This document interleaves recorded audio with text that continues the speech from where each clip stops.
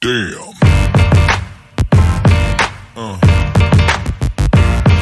Yeah. Yeah. Yeah.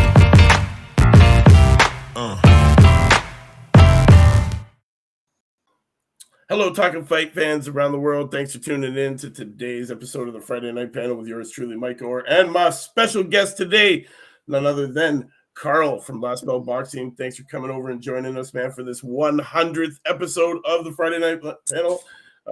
Special, man. Thanks for coming. Tim, always a pleasure, brother. I can see it's Thanksgiving over there. You must be eating some turkey. I know you got some turkey going on. No, this is chicken. Okay. Yeah, I said, let me hurry up because I was laying down, you know. Yeah. But, hey, everything okay? Everything's great. Carl, thanks for coming and joining us. I was trying to eat these couple of pieces of chicken before I get started. I said, now let me go on now. That's all right. Yeah, man. Well, it's our 100th episode. We invited Carl. Carl's here to join us today. Carl, thank you again, man. Hey, Carl, how you doing? How you going, Tim? Okay. Happy Thanksgiving, young man. Happy Thanksgiving. Oh, thank you. You from England? Yeah. Wasn't you on the podcast before? Oh yeah. Yes. Yeah, I remember. He's been a long time. I normally bring a bit of knowledge and integrity to the channel, to be honest. How about AJ and Roy Jones? Interesting. Yeah, I think Roy Jones will do a good job. Yeah. Roy Jones is more offense, and what Joshua really needs is defense. Well, AJ, he needs to learn how to take it, stop moving around, take it, move a little bit, slip here, slip there, block, defense, fire back like a warrior. Roy Jones is a mover. He moves. Yeah. And I'm jealous too. But I can live with it. You've been doing a good job of advertising services. Nice jab, tight defense, little slip here. Not like Roy Jones move around. He did that before. I was really I felt bad last time when he went to LA, he went to the West Coast. And I respect those guys, but he didn't look really good going over there. So I've been following him. And Mike can tell you I've been following him, trying to help him, trying to see if we can get involved. But yeah, hey, let's see what happened, right? Exactly. Well, there's a fight. I know you're going to cover this, Mike, but there's a fight tomorrow night between Franklin and Dillian White, and it looks like the winner will fight AJ. So yes, that's what it's looking like. It looks good. I'm definitely following that one tomorrow night. Let's touch base on the card that actually happened this afternoon. I want to talk to you about that a little bit, man. The Harlem Eubank versus Tom Farrell at London's famous York Hall. This one got underway this afternoon, guys. If you haven't had a chance to see it yet, like I haven't, I've got it recorded, and we'll be watching it later tonight. On this card, you know, Liam Williams, Nasir Tramek, Chloe Watson taking on Minerva Gutierrez. Carl, I know you have your ear to the ground over in England, so let's talk a bit about that card and what you witnessed. Yeah, first Liam Williams needed a win, didn't he, tonight? He's obviously coming off 2 losses to Demetrius Andre and another. I'll be honest with you, firstly, his opponent wasn't up to much. He knocked him down 2 times. So it was a good run out for Liam Williams, just what he needed to get rid of some of that ring rust, to be honest with you. Right. He called out some big names. Oh, really? But I do think... You talking about Danny Williams? No, Liam Danny Williams? Liam Williams. Danny Williams? Liam Williams. Yeah, so oh. I do think he's got levels though, Mike. I'm not sure he's going to ever pick a world title. Looks every time he steps up to that elite stroke world level, he tends to get beat. Right. So we got Lockett, you know, they've got a very good relationship. So he did what he was supposed to do, would be my answer. Okay. But all around, worked out to be a pretty good fight. He looked decent at least. Yeah. Like I said, again, is this Danny Williams? No, this is Liam Williams. Liam Williams. Oh, another guy. Okay. Yeah. Many Williams in the game. There's many Williams in the game. I know. So was it Trimac was down once in round one and then once prior to the stoppage? Yes. Okay, Yeah, definitely. like I said, and then moving on to Artem Eubank. Now that was a very good scrap. Yeah, it looked it went all 10 unanimous decision win. Ended up 99-91, 99-92, 99-91. How did Harlem look? How did Harlem look going into this? He had a dodgy 8th round, Mike. But apart from that, he probably took the best hands. Artem Eubank, people are sleeping on Eubank in the UK. He hasn't quite got the exposure of Chris Eubank Jr. No, it's true. It's true. But a lot of people are sleeping on him, man. But he is 16-0 right now with 6 knockouts. Yeah. He has improved now to, I believe it's 7 out of 107 in the UK, 49 out of 2,000 in the world. So he's definitely slowly creeping up. Callum Sauerland's talking about a stadium fight next year, so his level of opponents. Farrell's a strong kid from Liverpool, tough, durable. Is that Eubank? Yeah, that's Harlem Eubank. Yeah, Harlem Eubank. Harlem Eubank. Oh, okay. But Farrell's never going to be world level, so for it to be a stadium fight, it's got to be, as you know, probably a world level opponent. But again, Harlem Eubank did what he needed to do. Right. There was one fight that I was kind of interested in and wondering how it went. Was the Chloe Watson. How did you like the women tonight? Yeah, obviously being trained by Ricky Hatton. Yeah, exactly. There's a lot of traits of Ricky Hatton in her game plan. Okay. Come forward fighter, but I'd say obviously is it 3 fights she had, Mike? Yeah, 3. This was going into her 4th here. Fourth so tonight. Still early days. She's still that knowledge in the post-fight press conference. She's got a lot to learn. Don't rush her would be my advice. Let her learn a craft. Right. Any fights on the card that surprised you in the undercard? I know there was a bunch of young guys up and coming here in the cards. Any that not really, Mike. Not really, and that's a bit of a trait of UK undercards at the minute, where they're building profiles, but there's always a next generation coming through now, isn't there? So they get, there's a lot of learning fights happening at the minute. Exactly. There are a lot of learning fights.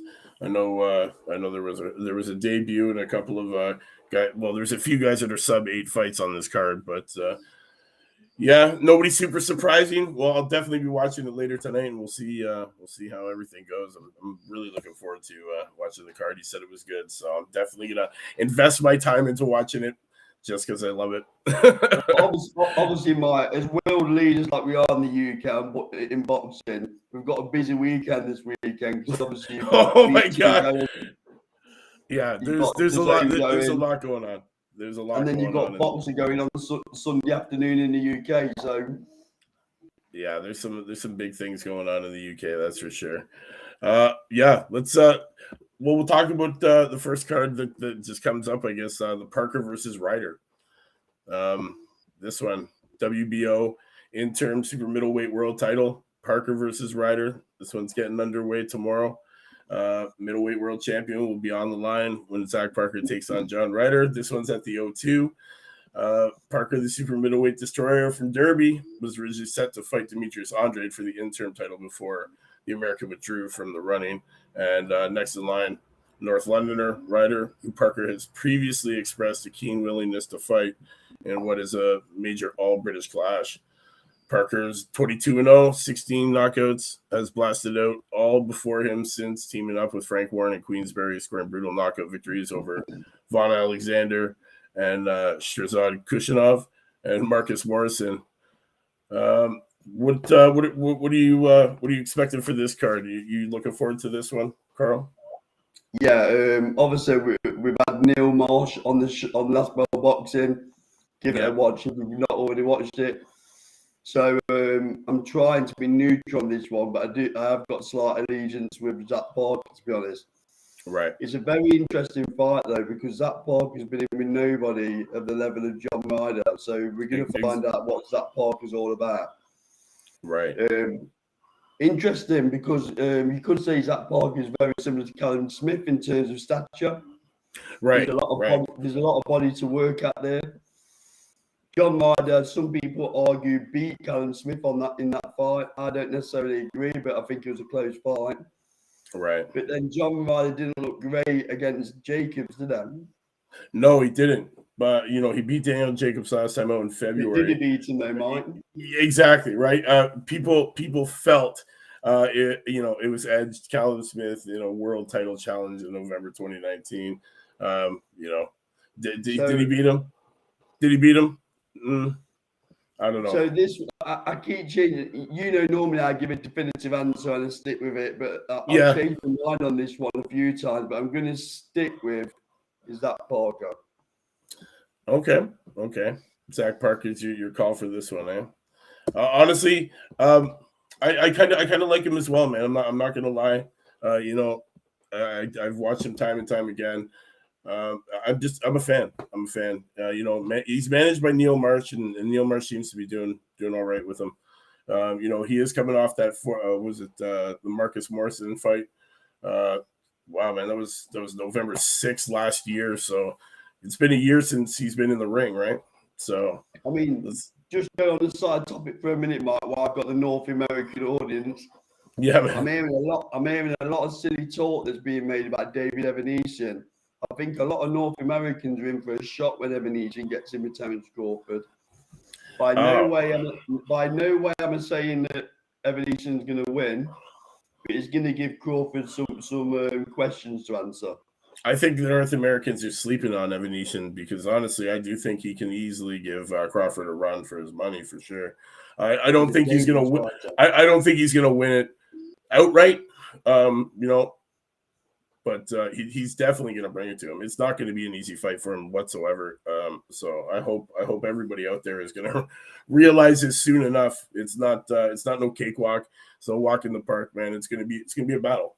It's going to be a great fight.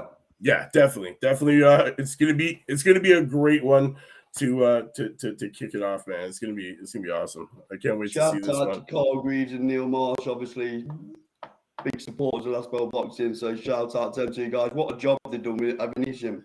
Yeah. Honestly, a lot of people are sleeping on him, man, and they don't. It's unfortunate that it's working out that way, but yeah, man, I can't wait to see that one. On the Zach Parker rider card, Sam Noakes, Dennis McCann, Pierce O'Leary, Hamza Shiraz. We got some good names on this card, man. This one's looking pretty stacked. He's the one that jumps out at me. Yeah. He's about 6'3", 13-0 at the minute. 16-0 right now. 16-0 right now. 16-0. How long can he hang around? I'm thinking of Dennis McCann when I say 13-0. Yeah.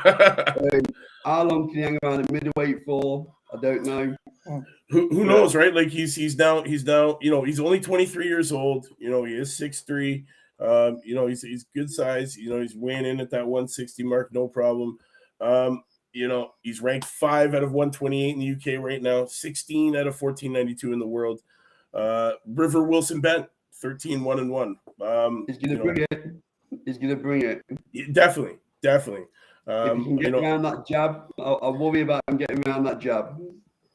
Yeah, definitely. Whoa! You know how long it took me to get back on? A long time, Tim. I'm sorry. It's okay, brother. It's okay. Let me all right. Yeah, get right in there. All right, there you go. I had to put earphones on because I wasn't hitting, and I hit a button. Then Shania, she acting all sleepy and stuff. I'm sorry. I'm sorry. You're Thanksgiving-ified. That's what it is, man. You eat, and then you're supposed to nap. Isn't that the way it works? Yeah, but we just went over to my mom's, got some, and then brought some back. That's all. Excellent. It's a good time over there in the UK. I'm surprised you're not out there like knocking people over for Black Friday, man, shopping. I got to get back on top. Come on, you can stand out there on those lines, man. Throw a couple of quick jabs, do that Philly shell and then walk in with that $1 TV. Come on. I know I used to think about that all the time, but never really participated. I never really participated. Black Friday. Yeah, but come on, champ. You show up, you know they're not going to fight you in Philly. Come on, Yeah, they'll they're just shoot gonna me. they're gonna roll up the red carpet, let you go in because they don't want to catch any of those bombs that you throw. Pow, pow, pow. They'll shoot me. Over in England, they'll knife me. Yeah, England's got big knife problems right now, don't they? Whoa. There's like a pandemic going on over there with knifing people, man. People are getting stabbed left and right over in the UK. It's very dangerous. Wow. Well, that's what the media portrays over here in North America. Is that true, Carl? I'm not sure that's too accurate, to be honest with you. I don't think I think most countries have got problems with knife crimes. I don't think it's unique to the UK, to be honest with you. I think the knife crimes haven't gone up or down at all. I think they probably stayed the same. It's just no, they said the knife crime went up over there, but you know what it is? Social media is more around, and there's more access to closed circuit television. I think we're just noticing the knife crime more. That's all it is. I don't think there's much more or much less. I think it's just stayed the same. And it's just I think what I'd say on that is don't believe everything you read. Exactly. I like that. So why didn't you say that yesterday? On Thanksgiving Day. Oh, that's right. You in England. You don't care about Thanksgiving. No, I wouldn't care. I'm all for people celebrating. Right. It is a North American thing. I don't really. I just go get the food. Am I right in thinking, Mike, do Canada celebrate Thanksgiving at a different time of year? Yeah, ours is in October. Why is that? Oh, shit. I can't even, I don't know. That's backwards, huh? No, it's not. How can it be back? Nope. We celebrate Thanksgiving different times. Yeah, it's just one of those things that happens, man. Joe is Tim. Any memories of Buster Drayton? Yeah, me and Buster. Oh, really good story. Me and Buster Drayton. He took me to the gym on the first day I ever went into the gym. We're from the same neighborhood. Me and Buster from the same. He's older than me, and all my older brothers know him good. But in sports, he know me too. I know him real good. My grandma lived on the same block he lived on, 7th and Emily. All his brothers were athletes. They were gymnasts. They used to roll like this. All of them used to roll down the street, a whole block. Everybody, the Drayton brothers. They used to do flipping a whole city block. And they never stopped. They used to race and do it. That's so many things. I know Buster was in bad things before. In terms, when he go to school, there was gang, a little bit of that. And he played. I think he played basketball, but he started boxing after. I think he came home from the Marines, and he's the first guy. I went in the gym with him. He grabbed me, said, "Tim, come on, let's go." And I went in the gym, the old Passion gym, right there where Sylvester Stallone made the movie, the Rocky movie, right there on Passion Avenue. I started right there with Buster Drayton. We had the same trainer. His name was Clarence Booker, the old Passion gym. Okay. Wow. Apparently Buster Drayton recently passed away. 2-3 days ago. Yeah, that's what the viewer is saying. Yeah, Buster was a good guy. He was a good. Yeah, rest in peace to boxing just lost a good guy there. So back into it. I know we were just talking about the Parker Ryder card, but this one gets underway at the same time as the one that everybody's waiting to talk about. White, Dillian White, Franklin. This one's going to be big, man. It's really split in the UK, Mike, regarding who's watching what, though. It really is split. Really, it's not more mass like one. It's very split down the middle over there in the UK. When we did the show on Thursday night, it really split. Some people are saying that they think Parker versus Ryan is going to be a better fight than Franklin versus White. But then again, you've got a great British heavyweight title fight on as a co-main event. Yes, Fabio Wardley against Nathan Gorman is an absolute. This is the one that I'm super excited to watch. This is what I've been waiting for all week. Fabio Wardley, Nathan Gorman. This one, the British heavyweight title. This one's huge. I'm super excited for this one. Wardley's 14-0, Gorman 19-1. Yeah, this I is might be biased there, but I think the Lonsdale belt is the most beautiful belt in the world of boxing. it is a pretty belt, man. It is a pretty belt. I'm not gonna The lie. Lonsdale, yeah. You know, we got Wardley. You know, the kid's only 27, the 6'5", you know, monster, 14-0, 13 knockouts. You know, Ooh. he's coming off that TKO in the second round against Chris Healy. Before that was that KO in the second round against Daniel Martz. You know, and then that TKO in the first round, Nick Webb. This guy, you know, he's not looking to go the distance, and that's for sure. So this is definitely kicking off to be a huge event. What do you think? Do you think this one has the opportunity to steal the show? Yes. Yeah. So you got Fabio Wardley, who comes from a white collar background. So a lot of the snobbery in boxing is coming out regarding he's had no amateur experience. So a lot of people sleep on him and write him off. He's getting better every fight, in my opinion. But then you got Nathan Gorman, who jumped in with Daniel Dubois, got found wanting a little bit. Right. He's gone away back to the drawing board. Tyson Fury's cousin, so Tyson Fury's obviously going to make an appearance at the show, I would imagine. And you know what comes with that, you know. But Gorman's a motivated Nathan Gorman could be a problem in the heavyweight division. A motivated one. Definitely. Yeah, definitely. You know, he's what, 6'4.5", 73-inch reach. The guy's a beast, man. You know, his last fight weighed in at 260. Yeah, 268 pounds. He's a big boy. You know, he's coming off that TKO win against Thomas Selleck. That was back in June. You know, that was for the IBF International Heavy. You know, Selleck was down twice prior to that stoppage. If you guys haven't seen that fight. But yeah, definitely a motivated Gorman is a dangerous Gorman. And, you know, this guy's he's still got some longevity in this game, man. He's only 26 years old. He's still a young boy. You know, definitely. And Fabio Wardley hasn't been involved in a big show like this. I'm sure Tim would tell you that comes with experience, being able to handle a large event. You might well freeze. He's been in kind of like big fights, small big fights.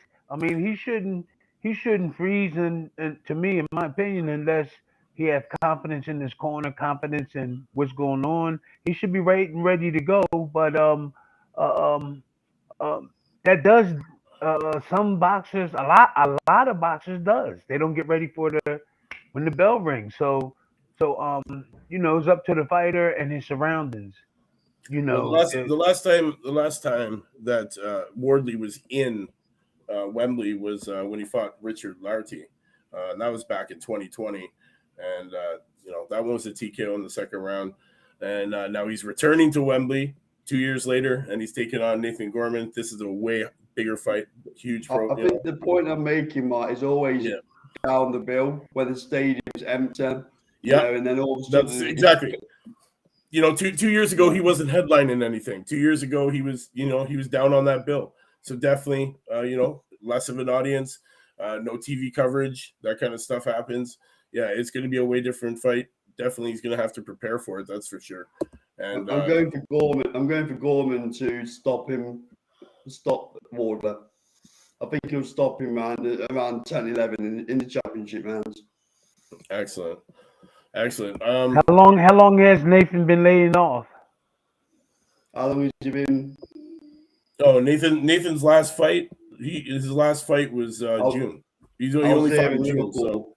Okay. Yeah, okay. You were actually at that fight. That's right. You were at that fight. Matty Harris was on that card as well. If you remember, I gave you Chandler a shout out. That's right. That's right. Good old Matty Harris. I invoice in the post, though. Funny enough.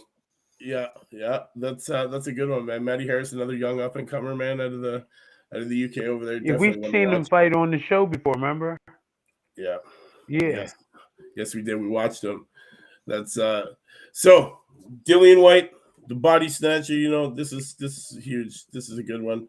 I'd like to see these guys go. I'd like to see these guys go at it. White, Franklin. This is a highly anticipated return to the ring.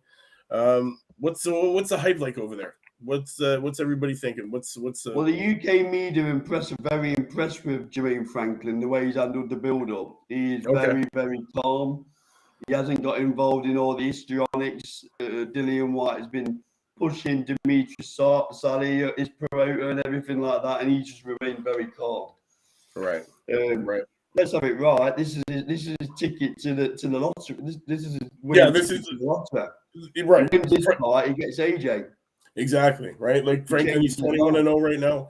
21-0, 14 knockouts, unbeaten, 21 fights since joining the pro leagues back in 2015. 28 years old. From the USA for the first time in his professional career. He meets White over 12 rounds in London. So this is a big step up for him. Now, the only question mark I've got is that I've looked through his resume, and nobody really jumps out at him. This is his toughest fight, isn't it? Yeah, this to date, this is going to be his toughest fight to date for sure. You do check his resume.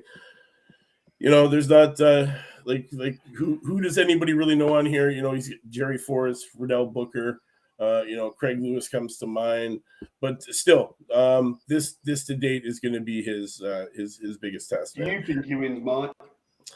No, I don't think Franklin wins this one. I think White wins this. All he have to do is tighten his defense up, practice. I'm talking about Dillian White. He wouldn't have lost against Tyson Fury. Just tighten it. That's what's going on. We keep talking over and over, and Mike even know it. Tighten the defense up, and that's not just 10 things. There's only like 2 things you need to do to help you get through. To get you the title back or to win. And there's nobody there to tell him exactly. But it's hard to defend that shot up the middle. Yeah, it's hard to defend up the middle. You can't see it coming, and sometimes you just got to turn up and turn your elbow up and catch it when you see it. But you got to be ready for it. If the guy throw a lot of them, just be looking out for it to come up that middle. And you just turn in a little bit and catch it on the elbow, and maybe return your left uppercut. But if he practice real good, he'll get used to it. And then he can get the person that's throwing it out by returning his uppercut. Catch it, boom, boom. There's questions over in the UK, Tim, about how much Dillian White's got left in the tank. That's another thing too, right? He's getting up there in age. I think he can get real quick. I think he can get the tank ready. Just these things. And Mike, we talk about this all the time. Yeah. He can get the tank ready. The tank can get ready. It's just those little basic things he might just need. Yeah. And they gotta do it. If they don't do it, you might see the same results, or the same thing. Maybe he might catch the guy with a punch. Maybe he might learn something else that'll help him. He's changed trainers. He's gone with Buddy McGirt. So, and Buddy McGirt also trains Callum Smith. He's getting quite a reputation over in the UK. And what a character he is. I met him at the Rotunda. Yeah. He's a fantastic. See, Dillian White is more like I'm not saying that that he couldn't train him, but Dillian White is a heavyweight, and there is certain things, little things that a heavyweight has to be told all the time. He's a middleweight? What is he? A middleweight? A welterweight? Who? White? Dillian White? No. The trainer. Buddy McGirt. Buddy McGurk. I'm sorry. Yeah, so there is a lot of things that he doesn't do as a heavyweight, but he can help Dillian White. But DJ White, because I know defense, I know exactly almost what he needs. He does need to keep that defense tight and know when he catch the punch, know when to counter back. Get ready for D, and then he can lead off. Make sure his jab is real good. Bam, bang him, right? And then when he retaliate, make sure he bam, just to warm up, and he can throw back. So if you understand what I'm saying, make the jab hard. Make sure you come back on defense and block and counter. Boom, boom. And that's some of the main things that you need. The Povetkin knockout and the Fiore knockout, there was similarities there, wasn't there? Straight up through the fight. He went right up the middle. Yeah. You talking about Dillian White got hit with the uppercut up the middle, right? Yeah. Which time? Oh, okay. It was a couple times. So that's the problem. Listen, that's the problem. You got to get rid of that problem. Why didn't he get rid of that problem the second time? Well, so there's people around him that should notice these things, and there's not a lot of them these days. I'm telling you, hey man, that he got hit with that uppercut. Let's not get hit with that again. Practice not to get hit with it. Turn in, right? Or keep your jab. Don't give him a chance by putting that jab on him, so he won't hit you with it. There's several things you could do. So it's a matter of his people that's around him. You see good results, or you'll see whatever the results are. You'll see, and it's because of the people that's around him. Maybe they just don't know, you know, and I think that's what it is. Oh, definitely. That It's uppercut he got hit with 3 times. You It's corrected after the first. yeah, you got to correct. Yeah, definitely. He should have corrected that after the first. To see him go down the same way it's kind of upsetting. Yo, and he's a warrior. Yeah. All, Oh no, all Dylan had to do is he can get in tighten there his and throw D down. up, right, real quick. Tighten his D up, get in there, bang, get his jab, bang, right back to defense. Knowing where they're coming from. Then he step back, block the jab, block, get your jab, right in again, bang. If he did that, wow, it'd be a different Dylan White. Might be the reason why you were the world champion, Tim, and he's not. Listen, let me say this to you. I was actually learning on the way up. When I fought Larry Holmes, I was learning. I only had 7 amateur fights, and 3 years before that, I was an amateur, and now I'm fighting one of the greatest boxers. Right? I did real good. And then I went on. So I would tell like some boxers and amateurs, don't watch my early fights because I was still learning. Even though I fought the great Larry Holmes, I was still learning. And further on near the end, that's when I started really picking everything up, slipping. But in the beginning, I was basic and I was just in good shape and I was young with a lot of fire and had a good trainer that helped me. So, hey. Yeah, we've still not forgiven you in the UK for beating Bruno. Hey, I got family over there. Shania's from there. My grandson. No, that's great. That's great. I know you just joking. I'm joking. It was a great privilege to the experience going over there, Canada. Well, I wasn't Canada borderline though, but knowing people, the Hilton brothers, and a lot of other things, man.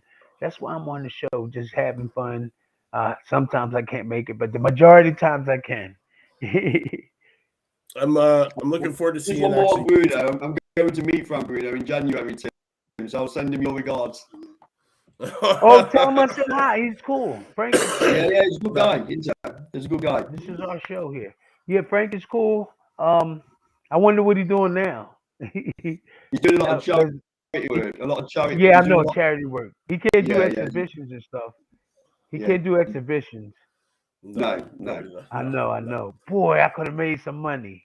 I could have brought y'all some nice wine or something. No, but that would have been a nice thing, just getting in there and banging it and let the people see the stuff. But I understand. I really like Frank. He's a man. He stand up for what's right. Even when I fought him, I knew he was a good guy. Even when I fought him, I knew he was good. Huh? It was a damn good fight as well, wasn't it? Very tough fight. It looked a tough fight. But anyway.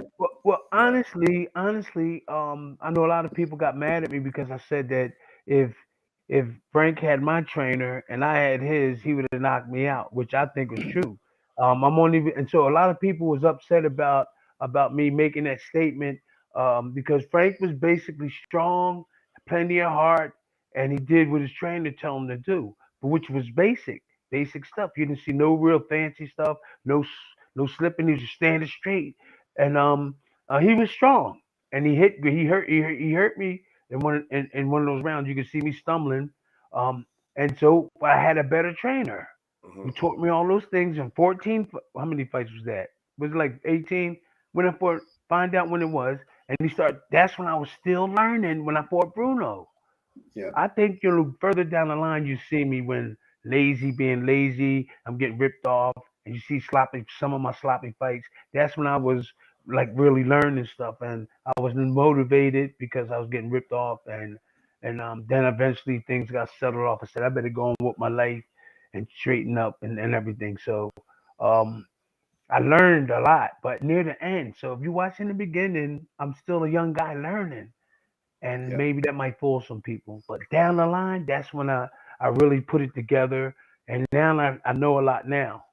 If you watch the videos, try watching them. You see him just a basic young guy bouncing around, Yeah, keeping yeah. my hands up and listening to what Slim told me to do. And I did it, and so this is where we at today. Drinking on a podcast on Friday. You was drinking too. Mike, you was drinking. Hey, no, not today. I Not don't today. tell people. Don't tell nobody. Okay. Not today. Yeah. Well, you know what? You got two cards going on in the UK, both starting at the same time. Guys, you're gonna have to make your picks on which one you're gonna watch. I'm definitely gonna be watching both. The undercard, though, for the Parker Ryder card is much more, I guess, stacked than the White and Franklin card is. Well, obviously, because there's more pay going out in those top end fights. What's the purse for this? Do you know what the purse is for the White Franklin fight? No, I've not looked at that. Man, I don't really look at the purse as much, to be honest with you. I'm more concentrated on things inside the ring rather than the commercial side of it. Yeah, I hear that. I don't know. It's a good fight. It's a good card, man. I can't wait to see the Wardley Gorman though. That's what I'm into. That's what I'm all antsy for. That's the fight that I can't wait to see this weekend. But we do have another card that's going to happen tomorrow night, 9 p.m. This one's after all the UK fun is over. Two of boxing best 140s. Fighters in the world, top-rated contenders, the number one ranked Jose Zepedilla, and number two ranked former world champion Regis Progress. They're going to battle it out. This one's going to get underway 9 p.m. Eastern. Main event's around 11 p.m. guys.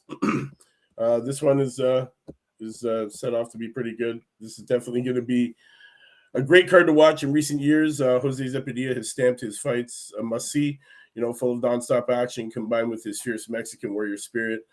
On October 3rd, 2020, Zepedilla defeated former world champion Ivan Baranicek in an epic battle for the ages and the consensus, fight of the year. The fearless Zepedilla was stopped Baranicek in the fifth round in an ESPN broadcast clash that saw each fighter rise from the canvas 4 times. If you guys remember that one, this one's great, man. And then we got, the former WBA 140 world champion Progress has been dominant over the last 2 years in the division, following a majority decision. And you mean until Josh Taylor got hold of him, Mike? That's exactly. Yes, that's exactly what I was gonna say, man. But you got me there. But yes, definitely. Until Taylor got a hold of him on October 26th, the only blemish on a remarkable 10-year run. Progress has recently stopped each of his next 3 opponents leading up to Zepedilla's world title fight. But most recently, Progress showcased his extraordinary power traveling to Dubai, stopping Tyrone McKenna in 6 rounds on March 19th. Previously, the exciting southpaw knocked out Ivan Redchek in the 6th round. He's not a McKenna brother, is he? He's not a McKenna brother, is he? Stopping Tyrone McKenna? Yeah, Tyrone McKenna's a McKenna brother. Them boys is tough. Yeah. Yeah. Oh no, he must have fought a tiger, huh? Yeah. Remarkably, though, Progress did not lose a round in any of the last 3 contests. So, but he's got that blemish, man. Progress is a proper fighter, isn't he? He's a proper fighter. Yeah, some people think Josh Taylor lost against him, don't they? If we're honest. Yeah, a lot of people think that. A lot of people do think that. This one's good though, man. This has got some great undercard action on it as well, man. This is a stacked card. It's getting underway at 9 p.m. We got. Mike, can you do me the courtesy of stating what time zone you're talking about? Bearing in mind, Eastern 9 p.m. Eastern. So that's that's going to be 2 a.m. for the UK folk out there. You've got up a few levels this episode because you're going transatlantic. So you need to, adjust your game, Michael. Come on. Right, definitely, yeah, man. 9 p.m. Eastern. That's gonna be 2 p.m. UK time. So I know you're 2 a.m. Michael. 2 a.m. I know you're gonna sit up to watch this one too, aren't you? Of course, with the coffee. Yeah, yeah, right. Coffee my ass. We got Yocasta Valley taking on Evelyn Bermudez in some undercard action here, man. IBF like the World Light Fly, WBO World Light Fly titles up for grabs. There's a lot of guys that I watch coming up on this card, man. We got the Vargas kids back in action, man. Fernando Amato. Also, the heavyweight Bakador Jalolovov taking on Curtis Harper. Well done, Michael. Well done. Thank you very much. I know that one was a little hard. That's a tongue twister. I'm looking forward to this fight, man. I've been watching this guy come up for a while. He's 11-0 right now with 11 KOs. Just to jump in there, I've heard Graham continue to talk nonsense about that North America is going to take over the heavyweight division within the next 2 years. I don't know about North America, man. I don't know about North America. I do not stand by saying North America is going to take it over. I'm saying they're going to put their mark. But when you have guys like Jalolovov, who's 11-0, he's the one to watch out for. Yeah, man, he's a monster. 6'7", 81-inch reach. The kid's only 28 years old, man. He's sitting currently ranked 42nd out of 1,343 heavyweights in the world, and he's only been around for 4 years. Like he debuted. Nobody wants him, do they? Nobody wants this kid. Who needs him club at the minute until he gets remanded. Exactly. This kid is one to watch out for. I'm super excited to watch this kid, man. He's sporting that 100% knockout rating. Definitely, guys. If you gotta watch a fight on an undercard, watch this kid, man. Definitely, he's a force to be reckoned with in that ring. And a lot of people are kind of just not really too keen on getting in the ring with this guy. So you know what? My shout goes out to Curtis Harper, who's probably going to end up, meeting that canvas pretty early in the match if Jalolovov has it his way. Definitely. So what's his record, Mike? Curtis, he's 14-8. He's 14-8 right now, and he's ranked 115th in the world. Coming in to lose. Yeah, that's what he's been. Like his last fight was against Christian Thun, which was back in July, and he won majority decision. Before that, he lost his last 3. So in his last 5, he's 2-3. So he's. Sounds like he's being fed to the line to me. Listen. He lost to Chris Areola in 2015. 2 years later. What round? What round? 8th unanimous decision. He goes the distance. Then he takes on Zeli Zhang 2 years later, when Zhang was 15-0, gets TKO'd in the first. Then he beats Andrew Greeley in 2017, August 11th. Then they feed him to Efe Ajagba back in 2018. Then he gets a unanimous decision loss against Back of the Days, I guess the guy's name is.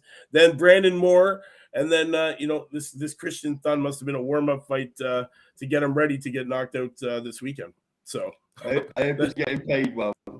He better be getting paid well, because I'll tell you, Jalolovov, man, the kid can hit, man. The Kazakhstan kid, he's you know what? Kazakhstan has really got some guys, some big heavy hitters coming up, man. And they're definitely going to be ones to watch out for. Also on the card, man, the Vargas kids, man. These kids are definitely showing that they do come from that famous family of boxers. They're definitely doing their dynasty great, man. They keep winning, but they keep just they're getting fed prey pretty much. Showcasing of these kids coming up is how I feel it is. Emiliano, he had a quick first round knockout last week. And it's they're just feeding these kids. But there are a lot of guys who are sitting at around 9 and 10 fights that are undefeated on the undercard of this one. Mario Ramos, Austin Brooks, Eric Priest, Alejandro Reyes. All these guys are now entering that 10th fight, looking to stay undefeated. Now they're going to start stepping up, putting some better fighters in front of these guys to really test these O's, test those chins, as you will have it, to see if they can withstand these big shots, man. But yep, guys, that one's getting underway. Yo, Cedric is here. He's gonna come and join us. Cedric, where are you, man? Cedric, here we are. Cedric, the disappearing act. Cedric, what's up, brother? You gotta say that. Cedric, what's up, champ? Good evening, Jeff. All Carl. right. We ain't seen Cedric. Cedric hit the number, hit the lotto, and moved up to town, moved out of town. Oh, that's awesome. What are you guys talking about right now? We were just talking about the Zepeda and Progress card. This one's getting underway. You know about this one? Yes. Yeah. I'm going with Regis Progress by stoppage. He's been looking good lately. He stopped 4 of his last 5 opponents. Well, I'm sure you already gave the stats, Mike. But yeah, he stopped. Yeah, I did. And even in his last loss, when he lost to Josh Taylor, that was still a close fight. It was like Josh Taylor won, but it was and his only blemish. So, yeah, definitely, great one. Mr. Zapata went. He had the fights of the year. There was like 7 or 8 knockdowns with what was his name? Yeah, they both hit the canvas 4 times. Exactly. Down against Baranchek. Baranchek's a good fighter, but against Baranchek. That was back October the 3rd, 2020. Yeah, man. Baranchek, that was a huge one, man. Both these guys down 4 times. Yeah, so I'm going to Regis Progress on that one tomorrow. Yeah. You've been exercising. Yeah. Oh, you can tell. No, I just was asking. That's all. Just to have some fun. That's all. You've been training.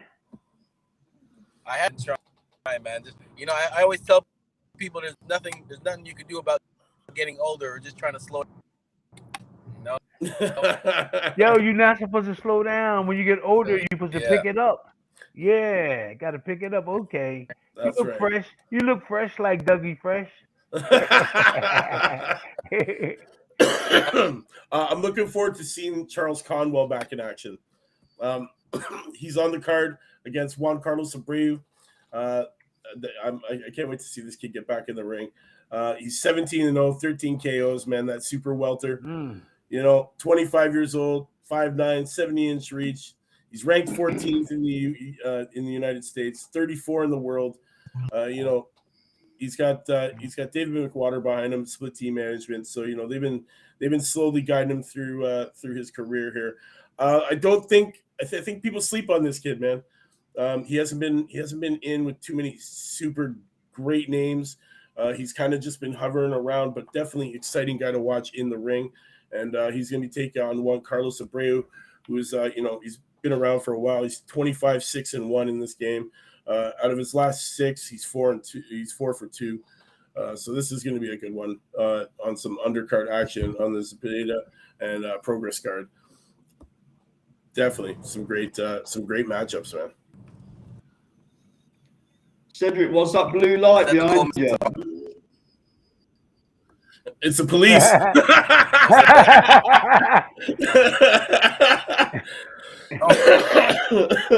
How many pounds you on the trunk, bro?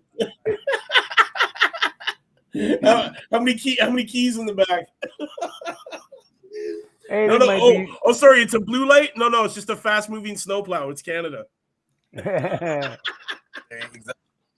Hey, what do we got? I'm sure you guys talked about this already, but Carl, I know it was a big fight. I should know this off the top of my head. What's going on? You mean White, Dillian White and Franklin, Jermaine Franklin, Dillian White card? Yes. The comeback of Dillian White. Honestly, the fight that's going to steal the show though is definitely the Wardley and Gorman fight. Oh yes, that's the one that I'm looking at. Like that's for the British heavy title. This one's going to be great. This one I think is going to steal the show. Also, we forgot to mention Sandy Ryan is fighting for the WBC International Super Light against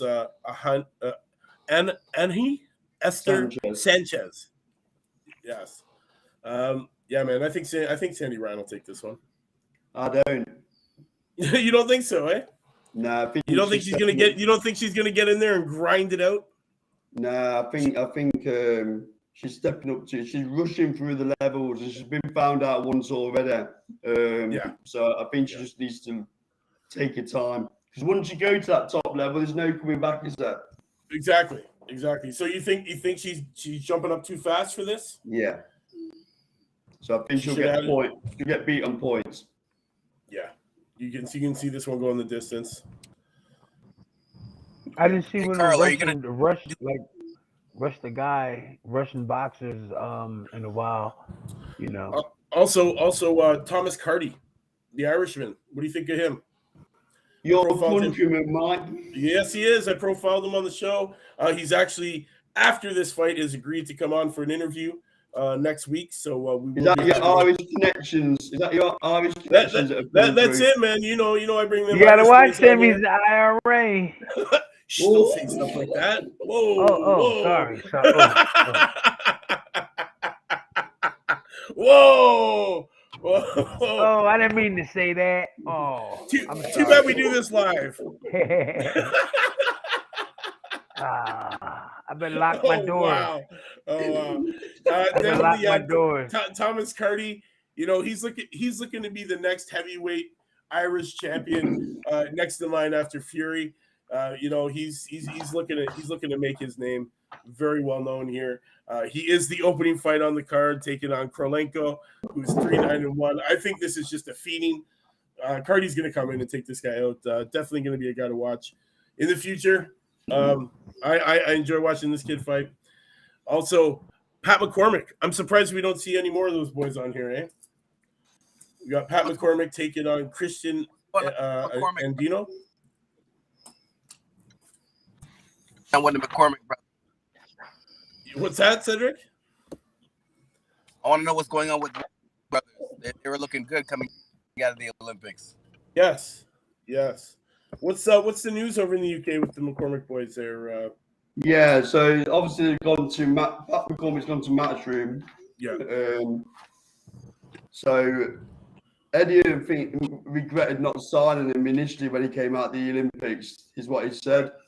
He went with Pro Bellum. To be fair to Pro Bellum and Richard Schaefer, they had a gentleman's agreement that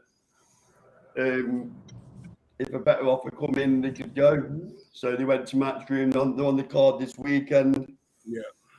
Very, very talented young man, Pat McCormick. Yeah, what time?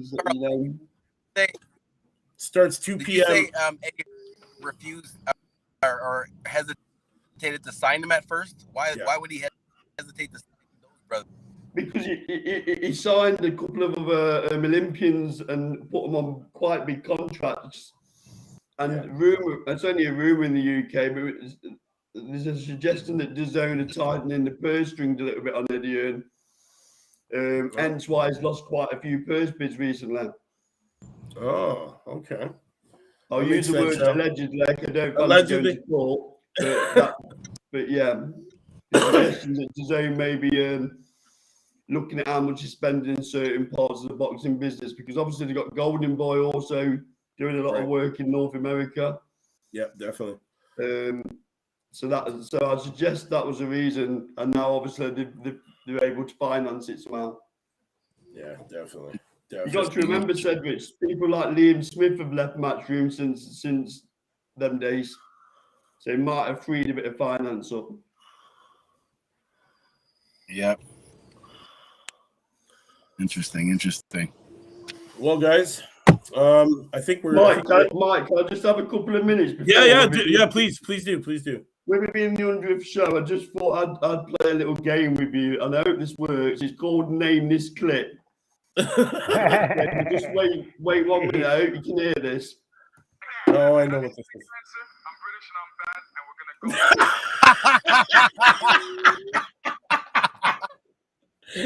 go. Yeah, I know that clip very well. Can you name who that boxer is, Tim? Wait a minute, I couldn't hear it. I know exactly who it is. Yeah, it's that Canadian boy. It's the person that won a gold medal for Canada. Who it is? Let me just play the clip back again for yeah. Let Tim hear it. Are you ready, Tim? Yeah. Same answer. I'm British and I'm bad, and we're gonna go. Oh. I know who that is. I'm British and I'm bad, and I'm going to get the world title and bring it back to England. That's insane. But he stayed in Canada, right? He won a Yo, gold he won medal us a for- gold medal. He won us a gold medal, man, for Canada. I I've know. not man. seen you guys able to get a video clip yet where he's did saying he's Canadian. No, I'm gonna get get the video clip where he's standing on the podium with the Canadian flag on No, his chest. I'm not wanting that though, am I? I'm Where wanting was a he video born? clip Where was where he says I'm born? Canadian. Where was he He was born born? in West Ham in London. Actually born. So Tim, where's London? Where's London? That's south of in England, in the south. England. So if he's born in England, that makes him English. Yep. That's He's awesome. English. That's awesome. I love it. I love it. It's great. I love it So when you. just I for love like- it when you actually. I love it when you sent me that clip. He You was sent me that actually clip- he was you sent me actually that clip mad like at a year and a somebody. half ago. You sent me that clip like a year and He a half. was mad at somebody. Oh, it was good. It was He good. was mad at probably mad at, somebody. probably mad at Canada because it's keeps Yeah, saying I can, well, just Canadian. to give a brief athletics turn pro, the Canadian pro scene wasn't as big, so he moved most and a little bit before that. Most of the people that immigrate from the Caribbean, they go there, like Montreal or Toronto. That's why he was able It's to late go. out here, Cedric. It's late. Yo, Are you gonna get to your point, Cedric? It's about yo, the point is he's still British. That's it. That's the point. He's British. British. My whole point He's British. British, my mate. is that this British. debate is never going to end because he has Cedric, come on, you need to give me the edited version on this one because I'm nodding off. He's British. Yeah, man. man. Yeah, man. It's midnight over there, man. Come on now. No, Give the it's guy a 1 break. a.m. over here. Come on. He's been up drinking, watching boxing all day. I tell you what, I must be on strong stuff because I'm sure Cedric keeps telling me he's Canadian. It's a good part, Oh man, I love it. Um, I love it. Cedric, any last words, brother? You got Any a last question words? in there, look, from Mad Chad Oh, Sports. Mad What Chad a Sports. great name. There we go. Is there any chance Chisora can beat the fraud Fury? Hold on Nope. a minute. Can you just explain to me why Fury's a fraud? Is it because he's wearing the belt and undefeated? And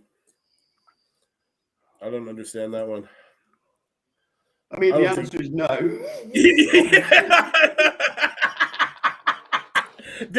Definitely. That's a no. Chisora cannot beat Fury. We've already established that. It's I already would happened. like to know why he thinks is a fraud. And Usyk doesn't beat Fury either. No. He can't. No, Usyk can't pull the same game that he did with AJ as he's going to do with Fury. Like it won't happen. Fury's a much. Usyk's definitely going to need Tim's advice on defense. I suggest Hey, Usyk you should start getting a hold of him now, Tim. No, his defense is movement, and that's another way, but it's more risky. Than putting your hands up. So his movement is defense. Tyson Fury to me is slower. I think that Yusuf can get away with it. He's going to have to be in phenomenal shape. Hope Tyson Fury don't take him light and just be a little bit less out of shape, knowing he could just walk over him. Those are several different things, but Yusuf defense is more of a movement than standing there and blocking. He's moving to get out the way, so he might get caught moving out the way. But Tyson Fury arms are long too. Also, Yeah, it's just the way Yusuf has to fight him. That's all. I think Fury will seek and destroy. Oh yeah. He'll cut the ring off. Yeah. And go to work. Yep. Just like It might be hard to hit. It might be hard to hit. But yeah, he's a lot better. But is Fury training? Is Fury training, or is he just laying around? No, he's training. He's training, right? He's training. He's hopping. Yes. He's hopping back in for a warm up. Okay, cool. Yeah, you said Fury Chisora 3, December 3rd, getting underway, guys. Mark that day on your calendar. And so Chisora, all he needed was some help. It does. Mike, just picking up the bit about his resume. His resume is young. That must be a North American term for rubbish. I'll fill the blanks in. Yeah. What I would say is, it's amazing now how people talk about his resume being junk. He's just fought the most dangerous heavyweight in this era 3 times. Yeah. All of a sudden, people are saying Wilder's a bum now because Tyson Fury's took care of him on all 3 for me, but two occasions. See, that bugs me because to call Wilder a bum. Listen, Fury's got his number. That's just it, man. It's one of those guys. You know what? You're the baddest man on the planet. His number is not hard to get. Until you meet that bad man. Mike, his number is not hard to get. All he got is the right hand. He don't even have the jab. Yeah. He don't have nothing. So his number he was soon to lose because his number was easy to get. But if you get hit with his number, you gone. Exactly. Yeah, you gone. He's put away a lot of people, man. He's put away a Take lot Joe of people. Joyce out the equation. He beats all the other heavyweights for me. Yep, me too. If you take who out? Joe Joyce. I think Joe Joyce gives him a fight. Yeah. But I think all the others, the Jurgovic in this world, Wilder will beat them all. He'll beat Joshua as well. Usyk is the new Evander Holyfield. He will beat Tyson Fury. I don't think he's Evander Holyfield. I'm sorry, yo. I'm sorry. I think you've had a long day, Cedric. I think you've had a long day. I think you need to go and have a lie down in the dark room. Let's think of another name because Evander was tough and stood there and bang. And Yusuf, he just bang a little bit and move, and then he'll move a lot, fake you. But Evander Holyfield will stand toe to toe with a giant and just step to him like that. So I don't know. Was you just joking around or what? You serious? Because you say he's I think he's the new Evander Holyfield because they're take some deep breaths, Carl. Relax. So you just get it, Cedric. You get a bit overexcited because he'd beat an Anthony Joshua who first fight had a poor game plan. Yeah. And second fight. Wait. He had a poor game plan and some ring rust too, man. Let's be real. Let's talk about his fight against Chad Witherspoon. Let's talk about his fight against Derek Chisora where he didn't look great. Yeah. That those were his heavyweight. Every great fighter has a few fights where they don't look at the top level. Yes, he hasn't frozen, has he? The Witherspoon. Can you guys hear me? Yeah. His first fight at heavyweight against Witherspoon. Witherspoon. What is it? Sorry. Wither. My bad. You said weather. I'm just playing. So yeah, that was his first. I think he was just adjusting. The fight with Chisora, everyone knows Chisora is not durable. He's very durable. He can take a shot, and that was that fight. Get Chisora out with just one shot. Like he could take a shot, and I'm pretty sure. And then he stepped up his game, fought Anthony Joshua, and unanimous ass twice, not just once. I don't think it was Anthony Joshua that had the bad game. Is at that level, and that's why I compare him to Evander Holyfield. He had a bad plan. He had the wrong plan too. They had the wrong plan. Well, yeah. Well, Anthony what I'm saying is they both won gold medals that they moved to the when they turned pro to the cruiserweight division. Clean moved up to heavyweight, and now he hasn't cleaned out the heavyweight division, but he's doing beat Anthony Joshua. I think it's a big if, but if he beat Wilder's right hand, he'll beat him too. That's a big if though. It's all the big if. And Tyson Fury's. I wish Carl was still here. Tyson Fury's set himself his biggest challenge, Steve Cunningham, who was smaller than him. Yeah. Right. That was his biggest. That's because he got Cunningham got on the inside, man, and give him a hell of a trouble. Exactly. But but it's been a long time since Fury's fought somebody like that, and I'm pretty sure that he went back to the drawing board and worked that really well. It's what this is all. It's all hearsay. We can all see we can all say what we want. We'll all find out. You know, man, it's all gonna start. It starts with December the 3rd. Fury, Chisora, you know what it is. Carl's back, wonderful. I'm out. We almost finished, right? 10 after. We almost finished, right? We'll be out of here in a minute. We're just gonna sign off, man. Yes, I know you got to get back to eating some turkey dinner for Thanksgiving. I'm sure it's great. I'm sure it's a great point that Cedric. I'm sure it's a great point that Cedric made, but unfortunately, Wi-Fi dropped out, so I'll have to watch it back, Cedric. I heard Steve Cunningham, so I'm amazed we're going all the way back to Steve Cunningham in relation to Fiore. Yeah, real quick. The reason why is Tyson Fury said himself one of his toughest fights was against Steve Cunningham, who was, and that's the fight where Fury used his just to kind of lean on it, and that was that fight there. That's what he had to do to win that fight against Steve Cunningham, who got on the inside of him.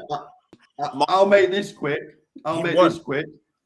Different fighter, different trainer, different boxing style. Yeah. A, B, C. Good evening. Better. You're right.